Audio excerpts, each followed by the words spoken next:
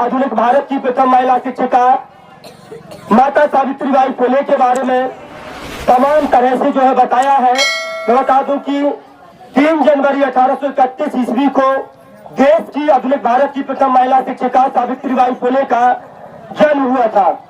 लेकिन तमाम जो मुझसे पहले वाले वक्ता आए उन्होंने बताया, लेकिन एक नाम शायद भूल गए जो उनके साथ कंधे से कंधा मिलाकर उनके साथ चली, फातिमा शेख। एक ऐसा नाम जो सावित्रीबाई फुले के साथ हमेशा जोड़ करके बोला जाता है। हालांकि उस पर बात करेंगे, लेकिन सबसे पहले ये तमाम जो लोग यहाँ पर बैठे हैं, मैं बता दूं कि मैं पेशे से एक पत्रकार हूँ और मैं नोएडा से चलकर इस पूरे धरने को कवर करने के लिए पहुंचा था। लेकिन पत्रकार से मैं एक किसान का बेटा हूँ। मैं उत्तर प्रदेश के सबसे पिछड़े इलाके बुंदेलखंड से आता हूँ। 1897 से पहले जब पूरे देश में प्लेग जैसी महामारी फैली हुई थी तो लोगों की सेवा करते हुए सावित्रीबाई फुले का निधन हो गया था। लेकिन महिलाओं के लिए सबसे पहले अगर स्कूल और कॉलेज के दरवाजे किसी ने खोले हैं तो माता सावित्रीबाई फुले और फातिमा शेख वो नाम है जिन्होंने तमाम यातनाओं को सहन करके, जिस तरह से सभी ने बताया कि किस तरह से उनको यातनाएं दी गई, किस तरह से कूड़ा कचरा पत्थर फेंके गए, लेकिन फिर भी आज जो तमाम महिलाएं यहाँ पर बैठी हुई हैं, ये सबसे बड़ी बात है।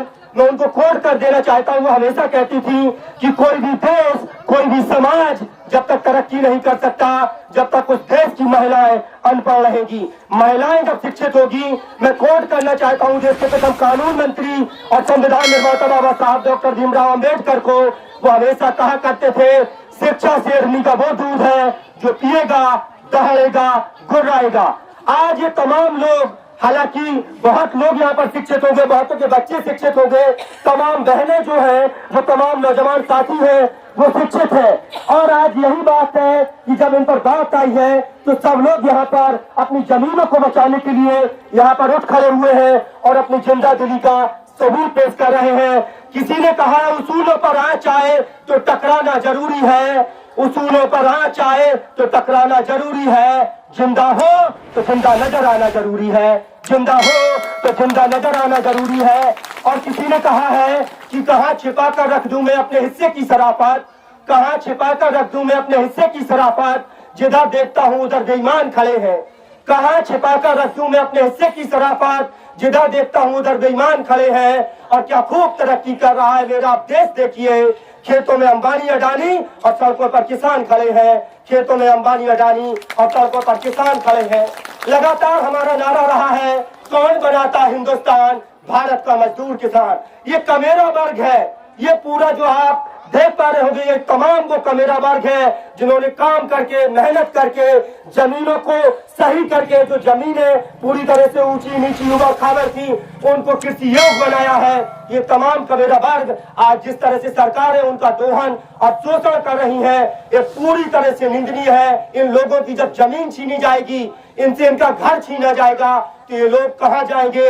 हालांकि मैं उस मीडिया को कह देना चाहता हूं जिस मीडिया का मैं हिस्सा हूं और तमाम और मीडिया के जो लोग हैं, लगातार उस मीडिया से इन तमाम लोगों की उम्मीदें बंधी होती हैं। और उस तमाम मीडिया को जो लोकतंत्र का चौथा मजबूत जो स्तंभ जिसको कहा जाता रहा है, आज वो मीडिया पूरी तरह से सत्ता के इशारों पर पूरी तरह से काम कर रहा है और सत्ता की बाही करने में और चाटुकारिता करने में पूरा मीडिया मगन है।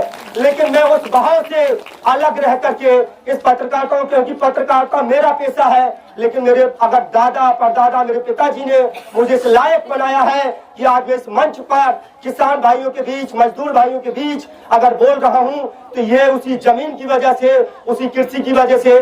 जमीन हमारी माँ है और इस माँ के साथ कोई समझौता और कोई सौदा नहीं होगा।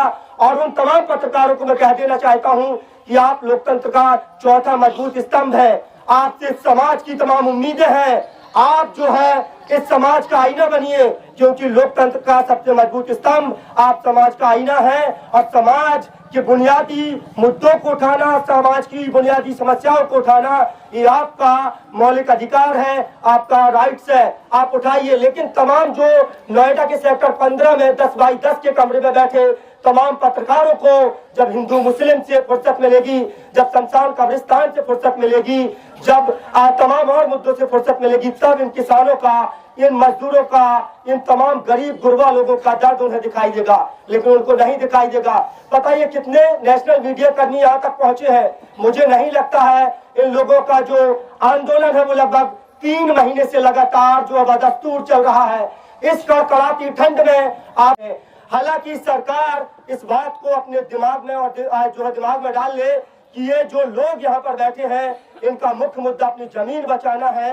जिस तरह से लगातार सरकार इनकी जमीन का, भूमि का अधिग्रहण करना चाहती है, लगभग कई एकड़ जमीन का अधिग्रहण किया जा रहा है कि एयरपोर्ट बनाया जाएगा, लोगों को रोजगार दिया जाएगा, लेकिन जब तक लोगों के रोजगार की गारंटी सुनिश्चित नहीं कर ली जाती है, लोगों को उचित मुआवजा सर्किल रेट के हिसाब से, मालियत के हिसाब से नहीं मिल जाता, जब तक इन लोगों की तमाम जो लोग ये मानते, मुझे नहीं पता इन लोगों की मांगे क्या है, अभी जब इन लोगों से बात की जाएगी ये लोग क्या मांगे रखते हैं, जब तक इनकी और सरकार के बीच जो वार्ता है वो नहीं हो जाती है, सरकार इनकी मांगे नहीं मानती है, जब तक सरकार ये बात अमल में रखे कि कोई भी किसी भी तरह का समझौता नहीं किया जाएगा। इसी के साथ मैं अपनी वाणी को विराम दूंगा। मेरे बाद और भी तमाम वक्ता है जो आप लोगों के बीच आएंगे।